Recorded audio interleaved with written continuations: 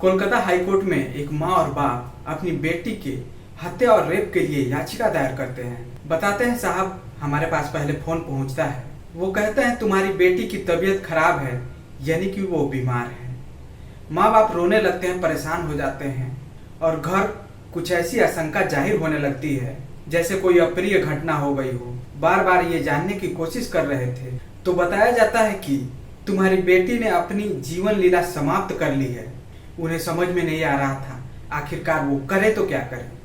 उसके बाद माँ और बाप दोनों हॉस्पिटल पहुंच जाते हैं। वहां जाने के बाद कहते हैं कि हम अपनी बेटी से मिलने आए हैं, आखिर क्या मामला है, क्या माजरा है।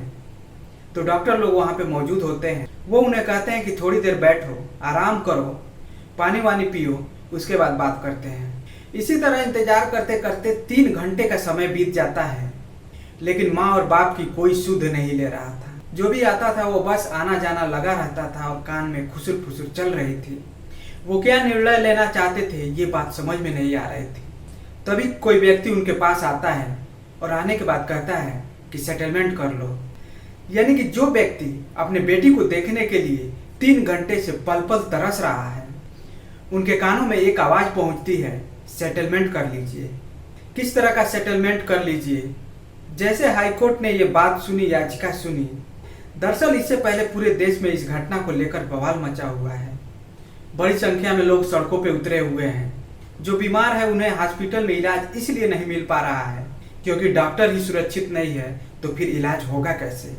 अब ऐसी स्थिति में हाईकोर्ट को इस बात को लेकर तल्ख भी होता है, गुस्सा भी आता है और गुस्सा आने के बाद वो कहते हैं ऐसा कुछ हुआ है। तो मुख्यमंत्री ममता बनर्जी कहती हैं कि अगर हम 7 दिन में सबूत नहीं जुटा पाए या इस मामले की जांच नहीं कर पाए, 7वें दिन सीबीआई को सौंपेंगे। हो सकता है तुम इन सबूतों के साथ छेड़छाड़, इसलिए 5 दिन में ही अगर तुम नहीं कुछ कर पाए तो 5 दिन में यह मामला सीबीआई को जाता है। साथ ही एक बात और पकड़ी गई, जो मेडिकल कॉलेज के प्रिंसिपल होते हैं उनकी जिम्मेदारी होती है, नैतिक जिम्मेदारी कहते हैं कि ट्रेनी डॉक्टर, जो लेडी ट्रेनी डॉक्टर जिसे रेप के बाद हत्या हुई है, वो उनकी बेटी की तरह है। इस मामले में एक पेरेंट होने के नाते अपने पद से इस्तीफा देता हूँ। अभी पद से इस्तीफा ही दिया था कि राज्य सरकार ने उन्हें कलकत्ता मेडिकल कॉलेज और हॉस्पिटल का प्रिंसिपल बना दिया है। और क्या जल्दी थी कि प्रिंसिपल ने इस्तीफा दिया है, तुरंत इनको जिम्मेदारी ही दी है। ऐसे स्थिति में हाईकोर्ट जो तल्ख रवैया अपनाता है वो 2 बात कहते हैं। पहला कि इस मामले की जांच सीबीआई करेगी, प्रिंसिपल को छुट्टी पर आप भेजें या हम भेजें। दरअसल आज की जो सच्ची घटना सुनाने जा रहा हूँ यह एक लेडी डॉक्टर की है। उस लेडी डॉक्टर के साथ क्या हुआ। दोस्तों, वीडियो को शुरू करने से पहले यदि आप हमारे चैनल पर नया हैं तो चैनल को सब्सक्राइब कर लीजिए ताकि हमारा हौसला बढ़ता रहे। दोस्तों, आज की ये जो घटना सुनाने जा रहा हूँ ये सच्ची घटना है। पश्चिम बंगाल की राजधानी कलकत्ता 55/B शंभुनाथ पंडित रोज निवासी एक व्यक्ति जिसका नाम होता है संजय राय। संजय राय 5 अगस्त 2024 को ये जाता है एक बैठक में शामिल होने के लिए। दरअसल ये पुलिस कल्याण बोर्ड के सिटी वॉलंटियर के रूप में काम करता है। एक बैठक में 5 अगस्त को जब निकलता है तो 8 अगस्त को वहां से वापस आ जाता है। जैसे ही वापस आता है, ये बैठक हो रही थी सलुआ में, 140 किलोमीटर दूर पड़ता है कलकत्ता से, जहां पर इसका आवास होता है, घर होती है। और ये इस बैठक में शामिल होने के बाद सीधा पहुंच जाता है आरजी कर मेडिकल हॉस्पिटल में। वहां जाता है, दोपहर का समय था, एक मरीज को लेकर दरअसल उस मरीज को भर्ती करता है, फिर वापस वहां से चला जाता है। 8 अगस्त 2024 को रात 11 बजे के आसपास की यह वाकया है। ये उस मरीज को जिसको दोपहर में एडमिट कराकर आया था, उस मरीज की एक्सरे और देखने के लिए जाता है और उसका हालचाल पूछता है कि ठीक है या नहीं, जबकि उसके परिवार के लोग भी वहां मौजूद होते हैं। वहां से भी वापस चला जाता है और वापस जाता है तो रात को लगभग 1 बज जाता है। 1 बजे उस मरीज से नहीं बल्कि दूसरे मरीज से उसी बिल्डिंग में मिलने जाता है, उसकी मदद करने के लिए उससे बातचीत करता है। आज उसका ऑपरेशन होने वाला था, बातचीत करके निकल जाता है और रात के लगभग 1:30 बजे के आसपास हॉस्पिटल से बाहर निकलता है और परिसर में घूमने लगता है। एक कहानी ये है जो संजय राय की चल रही है, जो बैठक होने के बाद आता है, मरीज से मिलता है, फिर दूसरे मरीज से मिलता है, उसे बातचीत करता है। कहानी चल रही थी। और एक कहानी ये है, इसमें एक बात और है, सिटी वॉलंटियर भी होता है और अपने टी शर्ट पे कोलकाता पुलिस लिखवा कर घूमता है। बड़ी संख्या में लोगों को मालूम होता है कि ये पुलिस वाला है। पुलिस की तरफ चलना, पुलिस की तरफ बातें करना। दरअसल ये बॉक्सर होता है, इसकी फिटनेस ठीक ठाक होती है, इसलिए पुलिस के बड़े बड़े अधिकारियों के साथ इसका ताल्लुकात बताए जाते हैं। साथ उठना बैठना था, शायद इसलिए ये हॉस्पिटल में किसी भी हिस्से में जा भी सकता था और आ भी सकता था। किसी को रोकने या टोकने की हिम्मत नहीं होती थी। ये कहानी संजय राय की है। और दूसरी कहानी 31 साल की एक लेडी डॉक्टर होती है, ट्रेनी डॉक्टर होती है, जो चेस्ट मेडिटेशन डिपार्टमेंट की सेकेंडरी की एक स्टूडेंट होती है, जो आरजी मेडिकल हॉस्पिटल कोलकाता के अंदर इनका नाइट शिफ्ट में ड्यूटी थी। नाइट शिफ्ट में ड्यूटी करने के बाद रात 11 बजे अपने माँ अपने पापा से बातचीत करती है, क्योंकि घर वालों को फिक्र होती है कि हमारी लड़की है, बाहर गई है, ठीक है या नहीं है। लड़की बोलती है, माँ थोड़ा मरीजों को देख लूँ, फिर आराम से बात करते हैं। कब 2 बज जाता है, वो अपने जूनियर के साथ बैठकर खाना खाती है। खाना खाने के बाद वो कहती है, मैं थोड़ी थक गई हूँ, इसलिए मैं जाकर आराम कर लेती हूँ। आराम उसी बिल्डिंग में 4th फ्लोर पे एक सेमिनार हॉल होता है, उस हॉल में जाकर वो आराम करने लगती है। अब ये जाकर ये बताया जाता है कि वो 2 से 3 बजे की वाकया है। वो लेडी डॉक्टर जाती है और जाकर आराम करने लगती है। उधर संजय रात को 3 बजे के आसपास उसी चेस्ट मेडिटेशन बिल्डिंग के अंदर प्रवेश करता है। वहां जाने के बाद इधर उधर घूमता है। कुछ देर घूमने के बाद सीधा इसके जो सेमिनार हॉल है, सेमिनार हॉल के अंदर जाते सीसीटीवी कैमरे में कैद हो जाता है। लगभग 40 से 45 मिनट वो अंदर रहता है। उसके बाद 4:37 पर 8 और 9 अगस्त को रात होती है, यानी कि सुबह हो गई होती है। 4:37 के आसपास वहां से निकल जाता है, जो कि निकलता हुआ सीसीटीवी कैमरे में कैद हो जाता है। अब तक यहाँ सब शांति थी, कोई खबर, किसी को कुछ नहीं पता था आखिरकार क्या हुआ है। लेकिन जैसे ही दिन निकलता है, सुबह 6 बजे, तो एक कर्मचारी जो उस सेमिनार हॉल के अंदर जाता है और देखता है, तो उसकी आंखें खुली की खुली रह जाती हैं। दरअसल एक लाश पड़ी हुई है जो खून से पूरी लथपथ। जैसे उसने लाश को देखा, देखने के बाद चीखने लगता है, चिल्लाने लगता है। उस सेमिनार हॉल के बाहर निकलता है। उसकी चीखने की आवाज सुनकर आसपास के काम करने वाले जो थे वो भी वहां पहुंच जाते हैं देखने के लिए। और जब वो जाकर उस हॉल में देखते हैं तो उनकी भी आंखें खुली की खुली रह जाती। अब शुरुआत में ये समझ नहीं आ पा रहे थे कि आखिरकार मामला क्या है, हुआ क्या है। इसी समय डॉक्टर की टीम भी वहां पहुंच जाती है। जो अधिकारी होते हैं वो भी पहुंच जाते हैं, वो भी देखते हैं। तो इस मामले को कहीं न कहीं शुरुआती में मेडिकल कॉलेज का इमेज खराब ना हो जाए, इसे दबाने की कोशिश की जा रही थी। इसलिए जो लड़की के माता पिता थे उनके पास सूचना पहुंचती है, आपकी लड़की बीमार है, और बताया जाता है कि उसने खुद को समाप्त कर लिया है। और तीसरी बार बताया जाता है कि 3 घंटे तक अपनी बेटी का चेहरा देखने के लिए इंतजार करना पड़ता है। और उन्होंने जब अपनी बेटी को पहली बार देखा था तो बेटी किस स्थिति, अर्धनग्न अवस्था में थी। नीचे के हिस्से पर कोई कपड़ा नहीं था, और जिस रूप में बेटी पड़ी हुई थी, कोई भी देखेगा तो वह सिहर जाएगा, परेशान हो जाएगा, सोचने पर मजबूर हो जाएगा। माँ बाप पहले से डरे हुए थे, सहमे हुए थे, रो रहे थे। अपनी बेटी की इस हालत को देखने के बाद उन पर रहा नहीं जाता।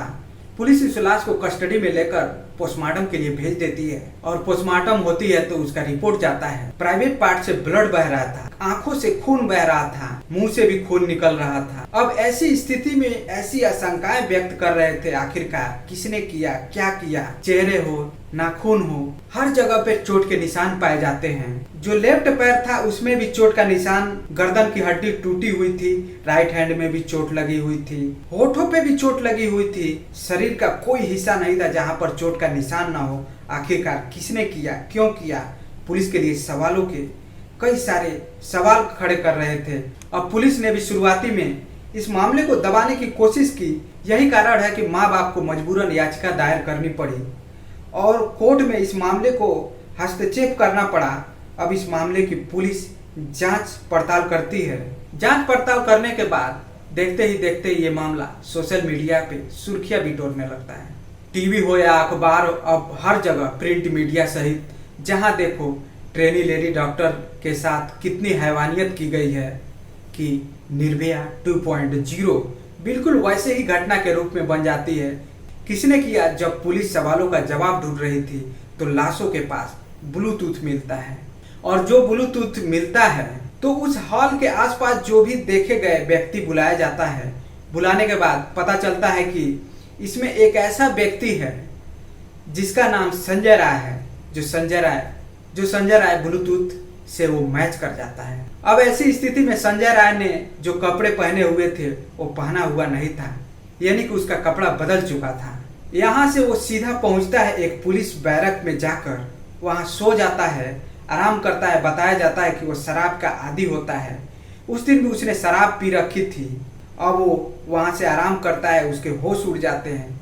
तूने तो बहुत बड़ा कांड कर दिया है, शायद पकड़ा जाएगा, इसलिए जल्दी जल्दी सबूतों को मिटाना शुरू कर दिया पुलिस ने।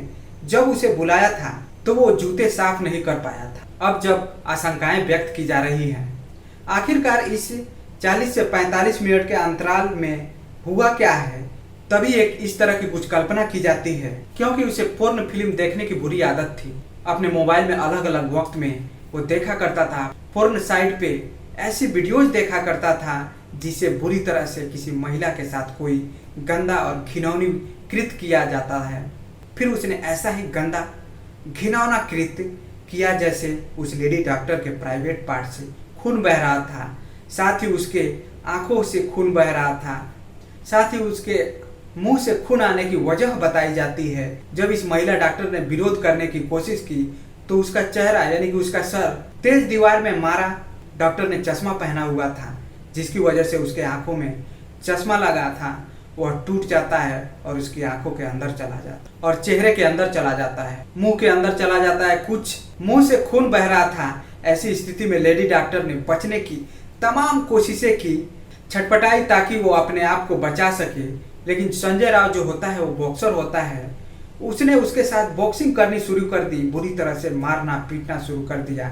यही कारण थी कि उसके चेहरे पे चोट लगी, उसके नाखून में चोट लगती है, इसके पेट में चोट लगती है, उसके पैर में चोट लगती है और गर्दन को लगातार दबा रहा था तो गर्दन की हड्डी टूट जाती है और राइट हैंड पर भी चोट लग जाती है। डॉक्टर की मौत होने के बाद भी उसके साथ बलात्कार किया था तो विरोध करने की स्थिति में नहीं थी, और जब अपने मन को संतुष्ट कर लिया तो फिर वहां से चला जाता है। हालांकि उसने सोचा होगा कि शायद पकड़ा नहीं जाएगा, लेकिन उसके कानों से निकला ब्लूटूथ ही, जूते पर लगा वो खून उसे वहां तक पहुंचाने में अहम भूमिका निभा सकता है, उसने कभी सोचा नहीं था। जब पुलिस ने इस व्यक्ति के बारे में जांच पड़ताल की कोशिश की तो पता चलता है कि उसके 4 शादियां हुई थी। पहली शादी करता है, बीवी छोड़कर चली जाती है। दूसरी शादी करता है, बीवी छोड़कर चली जाती है।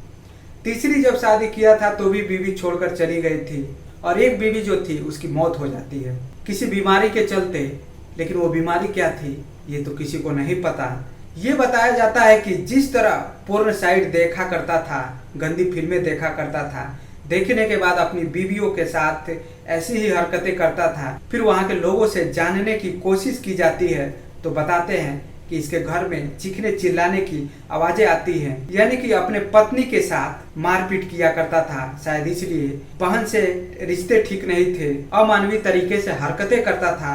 अब अपनी माँ के साथ रह रहा था। वो बाहर या घर में ऐसे रहता है जैसे कि कोई पुलिस वाला है। कलकत्ता पुलिस में हालांकि ये मानदेय के रूप में काम करता था, 12,000 रुपए मिलते थे, और ये इस तरह की अपनी जिंदगी जी रहा था। ये हॉस्पिटल में आना जाना, ये भी जानकारी मिल रही है कि ये मरीज इसलिए भर्ती कराया करता था जिससे कि इसे पैसे मिलते थे। किसी भी मेडिकल हॉस्पिटल में आसानी से भर्ती नहीं मिलती है, वहाँ पर मरीजों की संख्या बहुत ज़्यादा हो जाती है और हर कोई ये चाहता है कि यहाँ पर इलाज हो सके, इसलिए शायद ये दलाल का काम करता था और पैसे भी कमाया करता था। जिस तरह शुरुआत में पुलिस इस मामले को लेकर भूमिका में रहती है, क्योंकि इसे बड़े बड़े अधिकारियों के साथ संपर्क रहते हैं और परिवार के लोगों से कहा जाता है सेटलमेंट कर लीजिए। सेटल करना चाह रहे थे, अब ये समझ में नहीं आ रहा था। घर वाले याचिका दायर करते हैं, मामला हाई कोर्ट में पहुंचता है। हाई कोर्ट में इस मामले को बड़ी गंभीरता से लिया जाता है। कहते हैं कि 7 दिन में नहीं, 5 दिन में ही इस मामले को सीबीआई को सौंप दीजिए। पता नहीं इन सबूतों के साथ कोई छेड़छाड़ कर दे। इस मामले की जांच शुरू होनी चाहिए। अब पुलिस और हाई कोर्ट पे भी भरोसा नहीं है, परिवार वालों को भरोसा नहीं है, कहीं ना कहीं पूरे देश को भरोसा नहीं है। लेकिन अगर बात करें हम सीबीआई की, तो पहले भी बहुत सारे मामले की जांच पड़ताल की है। अगर एक फिल्म के हीरो रहे सुशांत सिंह राजपूत, उनके मामले की जांच करें तो उनका मामला आज भी लटका हुआ है। न जाने कितने मामले हैं जो सीबीआई के जांच दी जाती है, सीबीआई पर बहुत मोटे पैसे भी खर्च किए जाते हैं, लेकिन किसी मामले की रिजल्ट नहीं निकलता है। अभी मामला चल रहा है, पता नहीं पुलिस इस मामले की जांच करती है या नहीं करती है। क्या सीबीआई इस मामले की जांच करेगी या नहीं? क्या सीबीआई इस मामले की जांच करेगी या नहीं करेगी? क्या ये मामला ठंडे रास्ते में पड़ जाएगा? इसलिए भविष्य में क्या होगा, क्या पुलिस पर भरोसा करे या सीबीआई पर करे, समझ में नहीं आता। या साथ काम करने वाले लोगों पे भरोसा करे, रोज हॉस्पिटल में आता था, उस पर भरोसा करे या ना करे, समझ में नहीं आता है।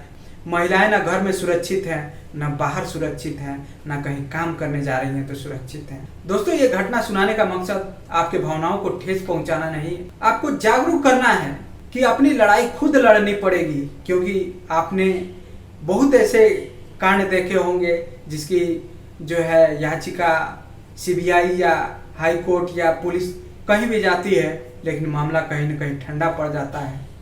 क्योंकि महिलाएं कहीं भी सुरक्षित नहीं है, घर में हो या बाहर हो, लोगों की नज़र गीदों की तरह पड़ी रहती है। क्या उस ट्रेनी लेडी डॉक्टर को इंसाफ मिलेगा या नहीं? आगे क्या होता है इस पर कुछ कहा नहीं जा सकता। ये कोर्ट और यहाँ की जो सरकार है वही फैसला करेगी।